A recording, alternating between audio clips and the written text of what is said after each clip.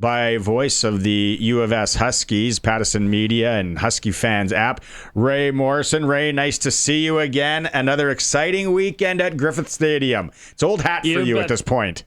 It is old hat, and I'm constantly reminded that I am an old hat around that stadium, Barney. Absolutely. But it should be great. It's just such a great weekend of football, and, kind of nice to see this warm front kind of move through the prairies here, too, at this time of year, because we've been through some November 15th and 16th and haven't been all that nice. So if we could just hang on this weekend and one more for a Vanier Cup at Mosaic, we will have it made.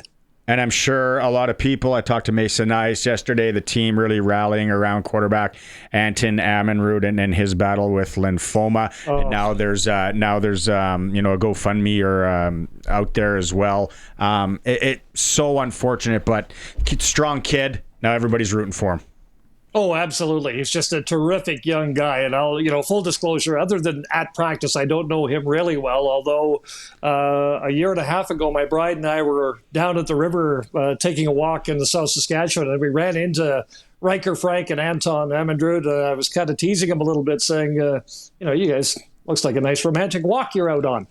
And starting this year, Anton came over with a big grin, and he's not, he's a little bit reserved, and but he came over and made a point of it. He says, "You're going to like this." He says, "Riker and I are roommates this year." So I thought that sense of humor was fantastic. So there's not a person across the country that isn't pulling for him right now, for sure. Queens wasn't supposed to be here. It was supposed to be Laurier.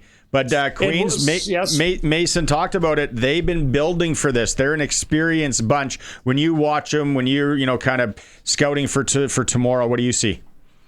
Well, that linebacking core is very, very physical. The Huskies have one with their rider draft pick, Seth Hundeby, of course. But for Queens, it's Justin Pace, number 44. He's an OUA All-Star and actually didn't play in the final 3 regular season games. He was called on a targeting call, and it was a pretty vicious call. And then some subsequent situations after led to a suspension for the remainder of the regular season. But out there, they played 3 regular season games, or playoff games, pardon me, Barney, instead of 2. And he was back for all 3 of those. And then their other linebacker in the middle, DJ Ryan, what's interesting about that is he was suspended for a game as well for a targeting hit too. So it is, and that's not the way you play football. You don't go out and hurt players. They know that, but I'm just saying that it is a physical group, right? It's like they're playing hockey in the Twin Rivers. Suspensions. Yeah. Well, we'll get into that another time too. But it is a physical defense, and they were opportunistic.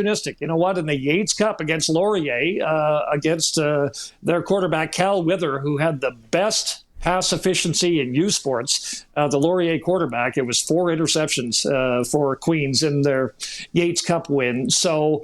Yeah, and their situation kind of reminds me a little bit of the Riders, if you can believe it, because Montreal had to play an extra playoff game to get to a championship game, and now the Huskies face a Queens team that has had to play not 2 but 3 games to get to this bowl game here. So it's going to be an interesting matchup.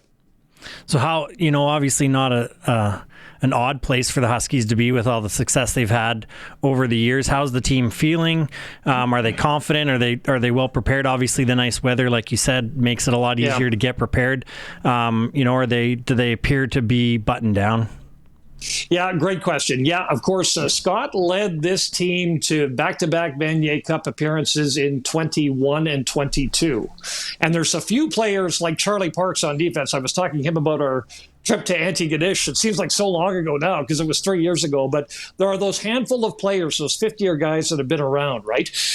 So they know what it takes. That said, the Queens players, they have an experienced bunch too, just not Vanier Cup experience like the Huskies have, but they do have it locked in. They have a real good sense of belief. You saw that last week against Regina, down 24-9. They come back and win 25-24, right? Yeah. And there's just and the term, guys, that I've never heard as much of until I started hanging around the Huskies 5 years ago was connected football.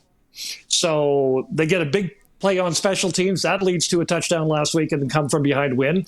They need a fourth quarter stand from their defense. They get that. The Rams are unable to get any more points after taking that big lead throughout the rest of the game. And then offensively, Liam Pichanen and Mason Grabowski were the touchdown pass catchers, right? It wasn't necessarily the go-to guy. We're seeing some of these highlights now, and you can see Jake Farrell, who, by the way, will make his 6th only U Sports start. If you can believe that. And he's playing in a bowl game. He has been that dialed in, undefeated at 5-0, a second-year quarterback, 6 starts under his belt, and there is just full confidence that Jake can get the job done here. Okay, so we've got about a minute and a half here, but what time's kickoff? Yep. Is it like 2 or 2:30 or?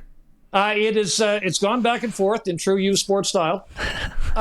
So the kickoff is at 2:15 tomorrow. So we'll be on the air. We'll be on the air at 2:00 tomorrow on the Husky Fan app with the call, and it's a 2:15 kickoff. And if people are thinking about going, tickets available, how many people will be there tomorrow? What is Griffith nowadays holding?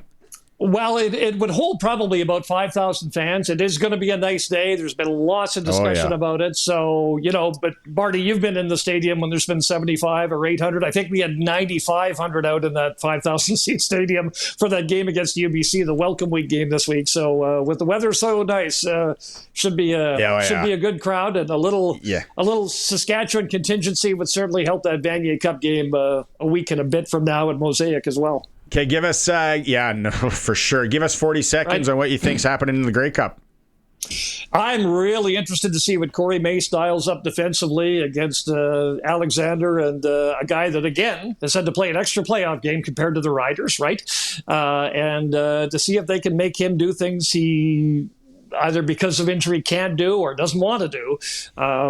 If that's the case, it could be a very good day for a well-rested Rider team that only had that bye up into the Western Final, and then their mettle was tested and they answered the call in the Western Final. So that's what I'm looking for, is a defense that could probably make a difference and set this offense up in good shape.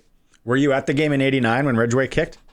No, what's funny, I'll bore you with a quick story. The first time I was at the Sky Dome, so all my contemporaries went at '89 for the Ridgeway kick. My first time there, 1990, a year after when the Huskies won their first Vanier Cup over St. Mary's. So my first trip to Sky Dome was a year later. Right on. All right. Yep. Have a great call, Ray. We'll catch up again. Appreciate you doing this. You betcha. Thanks, man.